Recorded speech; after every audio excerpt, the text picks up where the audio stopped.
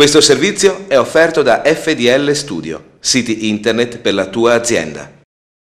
La settimana che va dal 13 al 19 dicembre ha registrato alcuni spunti interessanti da un punto di vista meteoclimatologico. L'attore protagonista è stato senza dubbio il freddo, che ha interessato l'intera penisola con precipitazioni nevose che hanno colpito le coste del Medio Adriatico, la Toscana e addirittura la mite isola di Capri, dove non accadeva dal famoso 1985.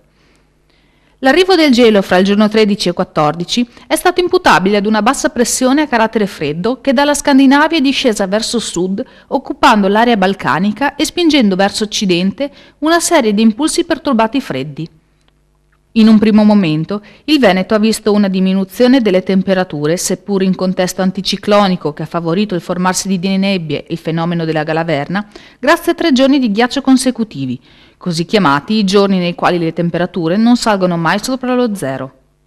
La terza giornata di ghiaccio, registrata il 17 dicembre, è stata questa volta accompagnata dalla neve per merito di una piccola depressione che dal Golfo Ligure si è spostata verso l'Alto Adriatico.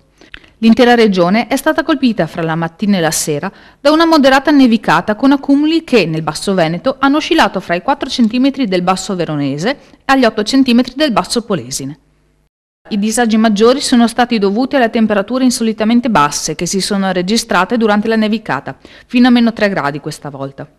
La neve, cadendo con questi valori, diventa particolarmente difficile da togliere dalle strade, essendo estremamente farinosa per il fenomeno dello scaccianeve, quel turbinio dovuto allo spostamento dei fiocchi caduti sulla strada causato dalle vetture in movimento. Ecco dunque i disagi che si sono registrati nel pomeriggio sulle nostre strade secondarie, ma anche lungo ampi tratti della statale 10 e della Riviera Berica. Terminata la nevicata nella tarda serata del 17, l'attore protagonista è divenuto a pieno titolo il gelo, a sua volta accentuato dal cosiddetto effetto albedo, ovvero la capacità di dispersione di calore nell'atmosfera causato dal suolo coperto di neve. Nella sera di sabato e nella mattinata di domenica si sono registrati valori in doppia cifra in molte stazioni del Basso Veneto. Tuttavia i valori più bassi, che non venivano raggiunti dal febbraio 1991 nel Polesine, si sono registrati per l'appunto in provincia di Rovigo. Spicca su tutte la stazione ARPAF di Bagnolo di Po, con ben -13,7 gradi centigradi, ma anche lo stesso capoluogo con la stazione di Conca di Rame a -13,1 gradi centigradi, Trecenta a -12,8 ed ancora Adria a -12,4. Dunque in Polesine si sono registrate le temperature più basse degli ultimi 20 anni, cosa che per le altre zone della Bassa, veronese e padovana in particolare, si erano avute invece nello scorso dicembre 2009, con quasi -17 gradi a Roverchiara, -14 a Montagnana e -13 ad Urbana. Valori non eccezionali se consideriamo i diffusi -20 gradi del 1985, ma comunque insoliti per i nostri territori e più frequenti negli inverni degli anni 60 e degli anni 80. In barba al fenomeno del global warming, che indica nel 2010 probabilmente l'anno più caldo a livello mondiale da quando è iniziata la serie storica, ricordiamo i +40 in Russia nello scorso luglio ed agosto, il Basso Veneto ha sperimentato negli ultimi 2 inverni alcune fra le giornate più gelide degli ultimi 20-30 anni. Che tempo ci attende nella settimana di Natale?